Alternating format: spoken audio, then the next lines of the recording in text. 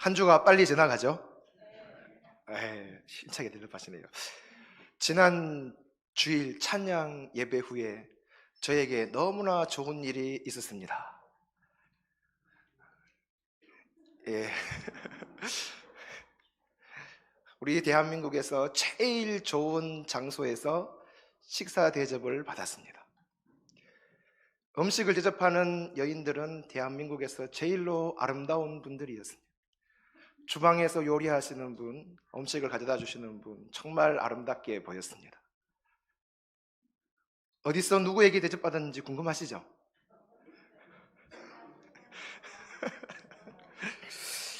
예, 지난 주일 오후 찬양 예배가 끝나고 우리 교역자 회의도 끝나고 교역자실에서 있었는데 밖에서 문을 두드리는 소리가 났습니다. 목사님, 식당에 식사가 준비됐습니다. 오십시오. 예, 갔죠. 제가 제일 좋아하는 요리가 준비되어 있더라고요. 떡국이 왔습니다. 떡국이었습니다. 떡국. 저 떡국 정말 좋아합니다. 365일 떡국 저도 먹습니다. 예, 떡국을 정말 맛있게 먹었는데 보통 제가 밥도 한 그릇 이상 안 먹고 국도 한 그릇 이상 안 먹거든요. 한 그릇 먹고 또 더 먹었습니다. 기분이 너무 좋았습니다. 그렇지 않아도 설교 끝나고 목사님께서 말씀 잘 증거했다고 박수까지 쳐주셨는데 식당에서 또 좋은 음식 아름다운 여인들과 함께 먹으니까 얼마나 또 기분이 좋은지. 야곱은 외삼촌 집 가다가 돌베개에 들고 누워있다가 천국 경험했는데 저는 어제 우리 노원교회 식당에서 천국을 경험했다 아닙니까? 사랑하는 형제 자매들과 함께 아버지 앞에서 같이 식사하는 곳, 거기가 천국 아니겠습니까? 거기가 천국입니다, 여러분. 제가 저희 집에 이렇게 보내오는 그 올간지가 있거든요. 올간지가 있는데 한 번은 그 올간지 표지에 이런 글이 들어가 있었어요. 한번 보여주시겠어요? 참된 여행은 보이십니까? 참된 여행은 새로운 풍경을 찾는 게 아니라 새로운 눈을 갖는 것이다. 저걸 보는데 저 글이 은혜가 돼요. 참된 여행은 새로운 풍경을 찾는 게 아니라 새로운 눈을 갖는 것이다. 근데 저는 이렇게 해석돼요. 참된 믿음은 새로운 기적을 바라고 경험하는 것이 아니라 새로운 눈을 갖는 것이다. 내 눈이 열리면은 노원교회 식당이 최고로 좋은 대한민국에서, 그죠? 아멘. 오늘 점심 때도 얼마나 여러분 점심 맛있게 드셨죠? 예, 우리 눈이 열려야 됩니다. 주님께서 말씀하셔서 해 아래 새 것이 없다 그랬습니다. 우리 눈이 열리면 새롭게 보여지는 것입니다. 거기가 천국입니다. 우리 눈이 열린 곳. 우리 눈이 열려서 주님 함께 하심을 느끼는 그곳이 천국입니다. 지난 주일에 말씀을 드렸지만 예수님의 꿈은 이 땅에 하나님의 나라가 임하는 것이에요. 하나님의 나라를 꿈꾸시면서 예수님은 인간의 몸을 입고 이 땅에 오셨고 하나님의 나라를 꿈꾸면서 이 땅에 계시는 동안 복음을 선포하시고 많은 사람들에게 말씀을 가르치시고 하나님의 나라가 이루어지기를 예수님이 소망하면서 그 부끄러운 십자가도 예수님이 받아들이셨다. 십자가 지시고 부활하신 이후에도 예수님께서 계속 하셨는데 부활하신 이후에 며칠 동안 이 땅에 계셨다고요? 3절 말씀에 다시 볼까요? 그가 고난받으신 후에 또한 그들에게 확실한 많은 증거로 친히 살아계심을 나타내사 40일 동안 그들에게 보이시며 하나님 나라의 일을 말씀하시니라. 공생의 시작부터 끝까지 죽으시고 부활하신 이후에도 계속해서 예수님께서 제자들에게 하신 말씀이 무엇이냐? 하나님의 나라의 일에 대한 것을 말씀하셨다는 것입니다. 자, 그러면 하나님의 나라의 일을 한다는 것은 구체적으로 좀 자세하게 무엇을 어떻게 한다는 말입니까? 여러분 다 아시죠? 복음서에 보면 예수님께서 하나님의 나라를 위해서 하신 일들이 자세하게 기록이 되어져 있습니다. 오늘 우리가 사도행전을 읽었는데 누가가 썼거든요. 누가가 쓴 사도행전. 이 누가는 사도행전을 쓰기 이전에 예수님께서 하나님의 나라를 위해서 행하신 일들을 어디에 기록했을까요? 누가복음에. 그래서 1절 2절 말씀해 보면 데오빌로여, 내가 먼저 선 글에는 무릇 예수께서 행하시며 가르치시기를 시작하신부터 그가 택하신 사도들에게 성령으로 명하시고 승천하신 날까지의 일을 기록하였노라 그랬습니다. 내가 먼저 쓴 글에는, 먼저 쓴 글이 뭐라고요? 누가복음. 그 누가복음에는 예수님께서 하나님의 나라를 위해서 행하시며 가르치시기를 시작하신부터 성령으로 명하시고 하늘로 올리우실 때까지 그 모든 일을 기록했다고 그렇게 말하고 있습니다.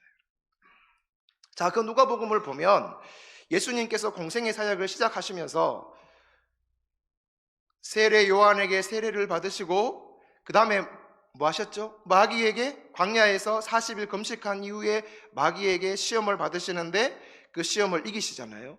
이기시고 난 다음에 다시 갈릴리 나사렛으로 돌아오시는데 시험을 이기시고 갈릴리 나사렛으로 돌아오셔서 제일 먼저 하신 일이 무엇일까요? 질문입니다. 누가복음에 의하면 누가복음 4장 16절에 이렇게 기록하고 있어요. 예수께서 그 자라나신 곳 나사렛에 이르사 안식일에 늘 하시던 대로 회당에 들어가사 성경을 읽으려고 서심해 이렇게 기록하고 있습니다. 예수께서 그 자라나신 곳 어디요? 나사렛에 돌아가셨대요. 돌아가셔서 그곳에서 회당에 가셔서 안식일이 되어 회당에 가셔서 성경 말씀을 읽으시려고 했다는 것입니다.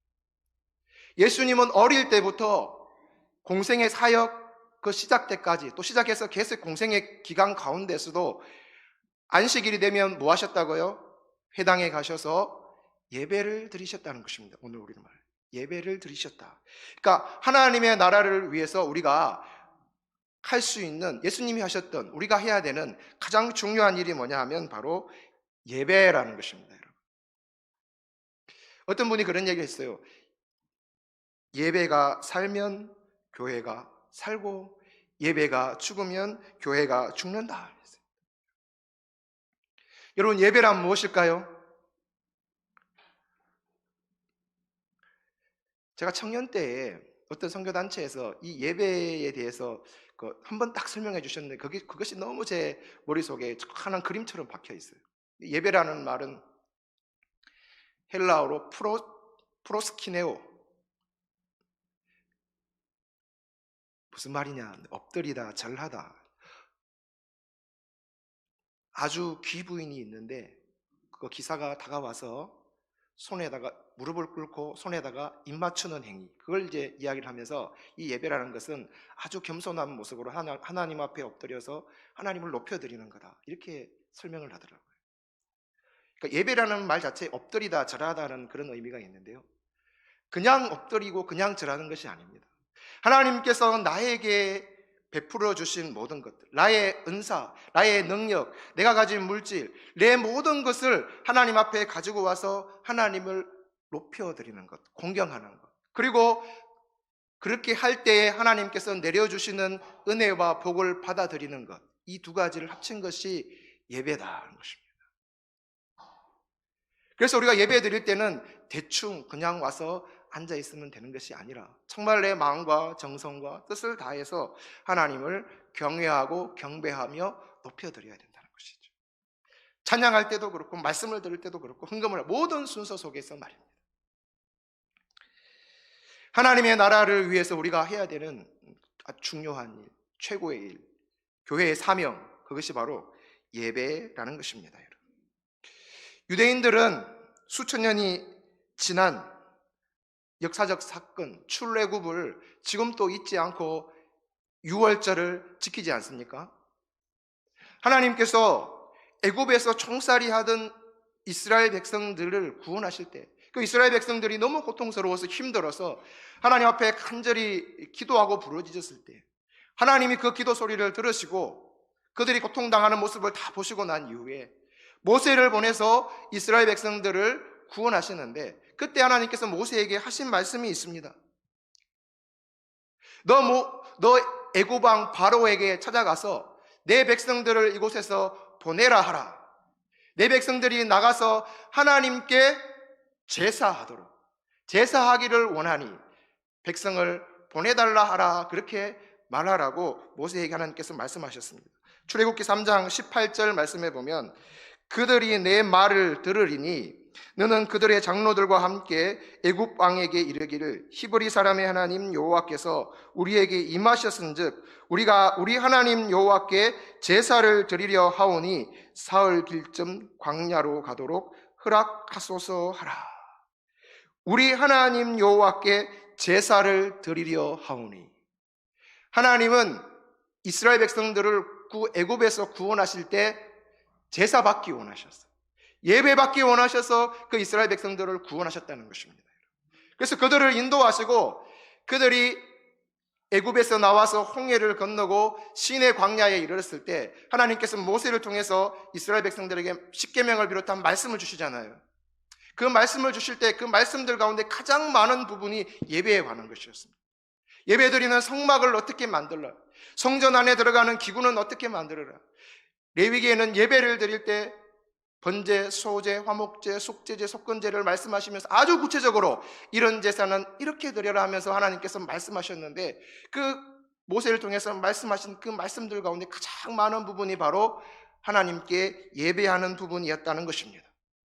그렇게 하나님의 말씀대로 너희가 하나님께 제사하면, 예배하면 하나님께서 그곳에 임재하셔서 너희에게 복을 주시겠다 약속의 말씀을 주셨거든요. 출애굽기 20장 24절 말씀해 보면 내게 토단을 쌓고 그 위에 내 양과 소로 내 번제와 화목제를 드리라.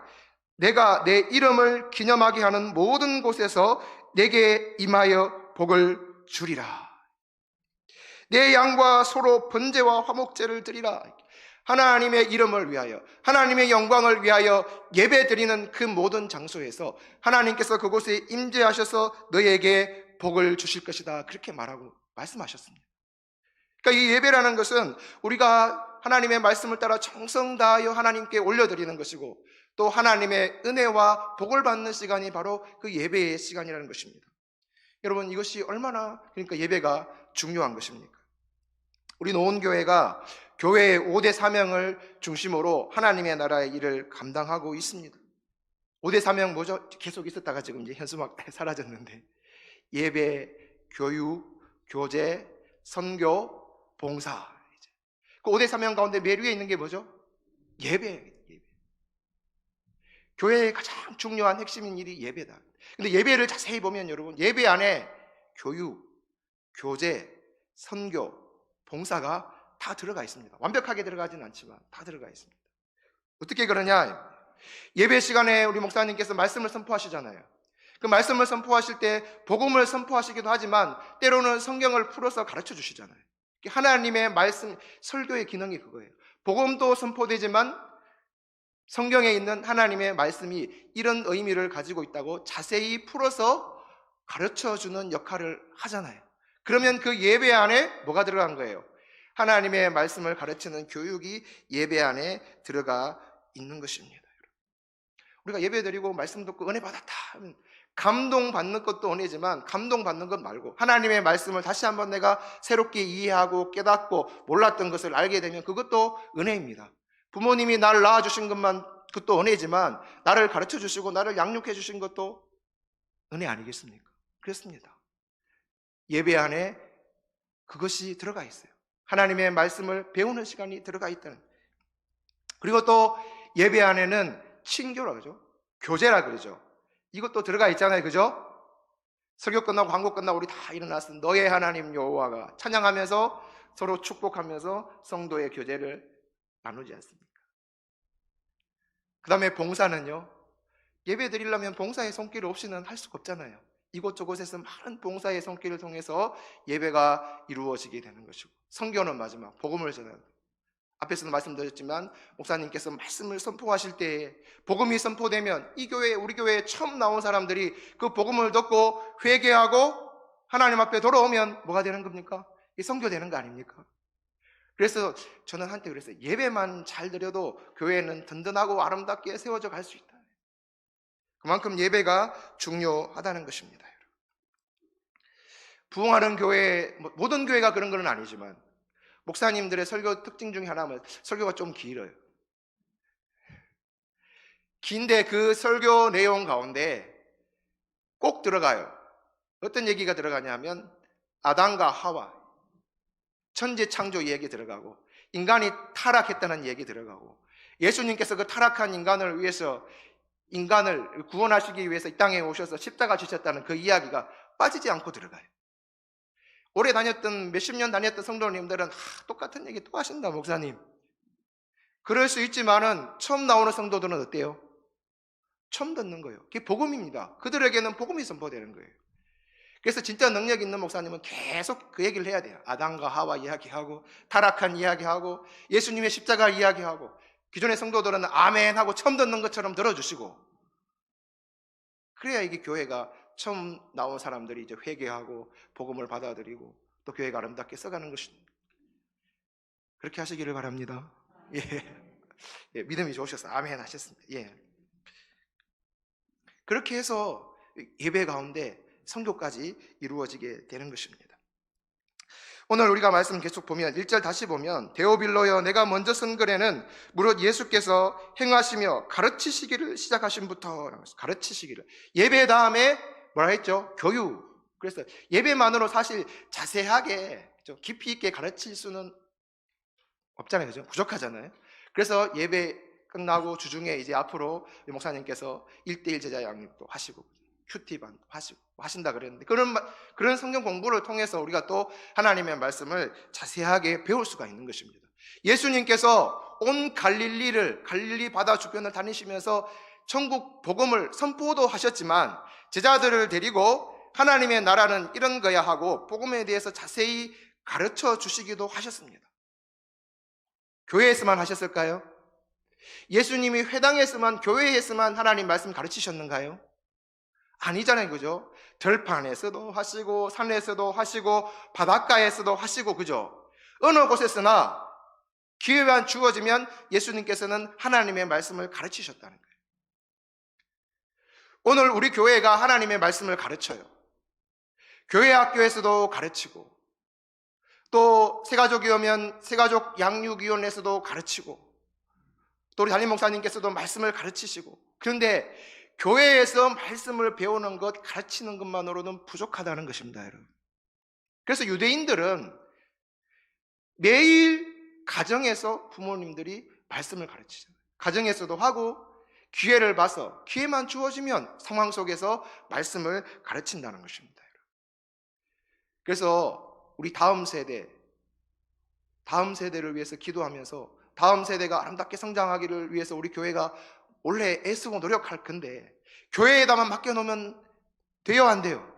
안 되고, 자녀들이 어느 곳에 있든지 기회만 주어지면 하나님의 말씀을 배울 수 있도록, 또 가르칠 수 있도록, 내가 가르치는 능력이 없으면 같이 성경 말씀 한 장이라도 읽을 수 있는 분위기를 만들어서 그렇게 하는 것이 하나님의 나라의 일을 하는 것인 줄로 믿으시기를 바랍니다.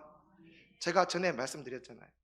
내 눈이 잘 안 보인다 와봐라. 마태복음 5장, 6장, 7장 산상수훈이잖아요. 이거 펴놓고 좀 읽어봐라. 할머니 눈이 안 보인다, 할아버지 눈이 안 보인다, 용돈 줄게. 용돈 받으려고 읽지만 그 말씀, 그게 바로 교육의 한 부분이 될 수가 있는 것입니다. 하나님의 말씀을 가르치는 것, 하나님의 나라의 일인 것입니다. 특별히 우리 교회가 여러분 강조하지만 다음 세대를 위해서 가르치고 다음 세대가 아름답게 서기를 위해서 기도하고 그러는데, 여러분들도 함께 기도해 주시기를 바랍니다. 온 세대 예배 드릴 때 우리 교회 학교 모든 학생들과 우리 모든 장년 성도들이 함께 이 자리에서 예배 드릴 것입니다. 그러면 저기 초등학교도 안 된 학생들은 분명히 뒤에서 시끄러운 소리를 분명히 내게 될 것입니다. 그러면 다 어떻게 해야 돼요? 아멘. 자, 미리 연습, 웃어야 돼요. 그죠? 괜히 뒤돌아보면서 인상 쓰면 안 됩니다. 우리 교회 학교를 위해서 그렇게 우리 교회가 준비하고 있는 거예요. 우리 함께 기도하면서 우리는 괜찮지, 쟤들이 아름답게 자라서 우리 농교회의 기둥들이 돼야 될 건데, 이렇게 소망하면서 여러분 기도하면서 준비하는 시간들이 됐으면 좋겠습니다. 하나님 말씀 가르쳐야 돼요. 또 처음 나온 사람들은 배우려고 애써야 되고요. 왜냐하면 은혜만 받고 하나님의 말씀이 그 마음속에, 심령 속에 심겨지지 않으면 은혜 받기 이전보다 더 못한 상태로 돌아갈 수 있기 때문에 그렇습니다. 아니면 이단에 빠져들어갈 수도 있습니다. 누가복음 11장 24절 24절부터 26절 말씀해 보면 더러운 귀신이 사람에게서 나갔을 때에 물 없는 곳으로 다니며 쉬기를 구하되 얻지 못하고 이에 이르되 내가 나온 내 집으로 돌아가리라 하고 가서 보니 그 집이 청소되고 수리되었거늘 이에 가서 저보다 더 악한 귀신 7을 데리고 들어가서 거하니 그 사람이 나중 형편이 전보다 더 심하게 되느니라. 은혜 받고 귀신이 다 나갔는데 그 빈 마음 그대로 뒀더니 나중에 어떻게 됐다고요? 다시 사단이 귀신이 역사해서 은혜 받기 전보다 더 못한 상태가 되어버렸다. 이거 왜 빈 마음이 그대로? 하나님의 말씀이 안 들어서 그래요. 은혜 받았을 때 하나님 말씀 잘 배워서 그 말씀 위에 든든히 써 있으면 이단이 와서 유혹해도 넘어가지 않는 거잖아요. 세상에 웬만하고 힘들고 어려운 일이 다가오더라도 하나님의 말씀이 내 안에 들어있어서 반석이신 그 말씀이 내 안에 들어있기 때문에 그 말씀을 의지하면서 넉넉히 이길 수 있는 거 아니겠습니까? 그래서 은혜 받은 사람, 구원받은 사람은 어떻게 해서든지 성경을 가까이 하고 하나님 말씀을 배워야 돼요. 교회는 열심을 내고 하나님의 말씀을 가르쳐야 된다는 것입니다. 지난 주간에 아주 기분 좋은 일이 또 하나 있었습니다. 우리 교회 세가족으로 등록한 청년 중에 하나가 저에게 카톡이 왔습니다. 목사님, 우리 교회에는 새신자 교육이나 성경 공부가 없습니까? 지금 우리 교회 권사님이 새신자 교육 지금 세가족 양육위원회에서 새신자 교육 그 자매랑 하고 있거든요. 근데 그 자매가 그게 새신자 교육인지 캐치를 못했던 것 같아요.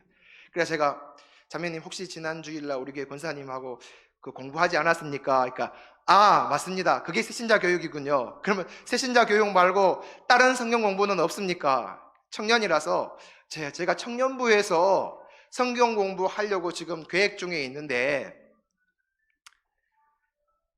책까지 찍어서 보내주고 앞으로 기회가 되면 우리 청년 예배도 나오시면 함께 성경 공부할 수 있습니다.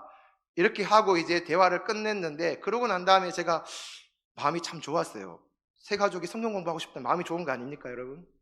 그리고 자고 다음 날이 됐는데 이렇게 있다가는 기회를 못 봐서 성경 공부 못 하겠다 싶어. 그래가지고 제가 어떻게 했냐면 성경 공부는 꼭 그렇게 만나서 하는 것만 있는 것이 아니고 만나지는 못하지만 성경을 한 장씩 한 장씩 읽어가면서 성경 공부할 수 있습니다. 우리 자매님이 성경 한 장 읽고 그 안에 있는 그 내용을 모르는 것이 혹시 있으면 아니면 또 궁금한 것이 있으면 저에게 물어보시면 제가 알려드리고 이렇게 하면서 성경을 한 장씩 한 장씩 공부하는 방법이 있는데 저랑 하시겠습니까? 뭐라고 대답할게요? 네 하고 웃음 네 좋다는 말이에요. 그래서 그 자매 보고 마태복음 한 장씩 이제 1장 좀 몇 장 3장까지인가 했어요. 벌써 카톡으로 1장 읽으시고 오늘 내용을 제가 대충 줄거리를 얘기해주고 읽으세요. 2장 또 대충 그 내용을 얘기해주고 읽으십시오. 잘 됐으면 좋겠습니다. 아무튼 이렇게 해서 하나님의 말씀을 교회가 가르치고 배우고 계속해야 하나님의 교회가 든든하게 서갈 수 있고 이것이 바로 뭐라고요? 하나님의 나라의 일인 것입니다. 여러분. 우리의 자녀들이 이런 학교 가고 세상의 학원에 가서 일주일 내내 얼마나 많은 시간을 보냅니까? 근데 그렇게 많은 시간을 보내다가 교회에 오면은 길어야 한 시간이에요. 안 된다는 거예요. 그래서 우리 가정에서 힘을 내야 돼요. 힘을 내요. 힘을 내서 하나님의 말씀을 가르칠 수 있기를 바랍니다. 그리고 그 다음에 하나님의 나라의 일은 가르치는 것. 또 하나님의 나라의 일은 친교 교제라고 하죠. 성도 간의 교제. 성도들이 서로 만나서 인사하고 힘들고 어려운 일이 있으면 이야기 나누고 위에서 기도해주고 과거의 구역 모임이 막 활성화될 때 지금은 다 일하러 가시잖아요. 그죠? 지난번 성결동 교회도 구역 모임 하라 그래. 구역 모임 할 수가 없는 게 다 일하셔. 그래 예전에는 남자분들만 그래 일하러 가시고 여성 성도님 다 계셔서 그냥 됐는데 다 일하러 간다고 안 된대요. 일하러 간다고. 일하러 가야 돼. 근데 이 구역 모임 요즘 뭐 셀 그러는데 이 셀 모임에서 이 셀 모임 활발하게 하는 그런데 이야기를 들어보면 이 셀 모임 하면서 구역 모임이 우리를 말하면 와가지고 같이 음식도 나누어 먹고 자기 마음속에 있는 어렵고 힘든 일도 이야기하고 또 나아가서는 더 깊은 얘기까지 자기의 죄악된 그런 모습들까지 다 얘기를 하고 그러면 그 구역 안에서 그 셀 안에서 그 공동체가 정죄하고 그런 것이 아니라 나의 연약하고 부족한 모습들을 고백하면 그것이 내 죄인 양, 내 형제가 지은 죄가 내 죄인 양 받아들이고 같이 기도해주고 회개하고 다시는 그런 죄악 가운데 빠지지 않도록 그렇게 서로 격려하고 위로하면서 이렇게 아름답게 세워져 가는 거죠. 이게 성도의 교제라는 교제. 친교라는 거죠. 우리 교회도 그렇게 하고 있죠. 구역 예배는 아니지만 선교회에서 전도회에 모여가지고 서로 기도해주고 위로해주고 어렵고 힘든 일 있으면 찾아가지고 그렇게 하는 것이 친교입니다. 예루살렘 교회 공동체가 그런 모습들, 돈 많은 사람들, 땅이 있는 사람들, 땅 팔아서 교회에 내놓고 어렵고 힘든 사람들, 가난한 사람들 도와주고 위로하고 격려하고 그랬더니 많은 백성들이 교회를 칭찬하잖아요. 칭찬하고 구원받는 사람들의 수가 점점 더 늘어나게 되더라. 교회 가니까 좋다 하더라. 노원교회 가니까 좋다 하더라. 노원교회 가니까 이런 일이 너무 좋다 하더라. 이런 소문이 쫙 나보십시오. 그러면 사람들이 나도 한번 노원교회에 가보자 하고 오지 않겠습니까? 이게 바로 성도 간에 교제하는 것, 친교하는 것, 이것이 바로 하나님의 나라의 일이라는 것입니다. 그리고 봉사하고 우리 노원교회 주방에서 섬기시는 분들 보니까 다 너무 아름다워요. 힘든 일인데 힘든 기색을 볼 수가 없어요. 기쁨으로 감사함으로 섬기고 대사회적으로 빛과 소금으로 우리 교회가 섬기며 나아가고 그런 일을 감당하고 또 우리 교회 선교사님 선교지가 많잖아요. 그죠? 그 선교지를 위해서 아직도 복음을 듣지 못한 사람들을 위해서 우리가 선교의 일을 감당할 때에 하나님의 나라가 예수님께서 그렇게 꿈꾸시던 그 아름다운 그 좋은 하나님의 나라가 이 땅 가운데 점점 더 퍼져나가는 은혜의 역사가 있게 될 줄로 믿습니다.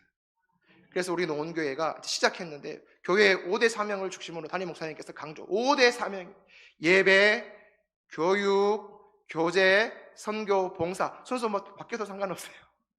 중요한 것은 하나님, 그것이 예수님께서 하나님 나라를 위해서 하신 일인데 우리도 기도하면서 그 일 잘 감당하여 하나님의 영광에 나타나는 하나님의 나라가 확장되는 우리 노원교회 되게 해주십시오. 기도하면서 나아가는 모든 성도님들이 될 수 있기를 소망합니다. 기도하겠습니다. 살아계신 하나님 감사합니다. 오늘 이 시간도 이 자리에 우리를 부르시고 다시 한번 하나님의 말씀을 우리 마음속에 새기게 하심을 감사를 드립니다. 예수님께서 그렇게 꿈꾸시던 하나님의 나라 이제 우리 교회에 우리에게 맡겨주셨는데 우리도 기도하면서 성령 충만하여 주님께서 꿈꾸시던 그 하나님의 나라를 이 땅 가운데 아름답게 이루어 나가는 우리 노원교회 모든 성도님들이 될 수 있도록 은혜를 베풀어 주시옵소서. 예수님의 이름으로 기도드립니다. 아멘.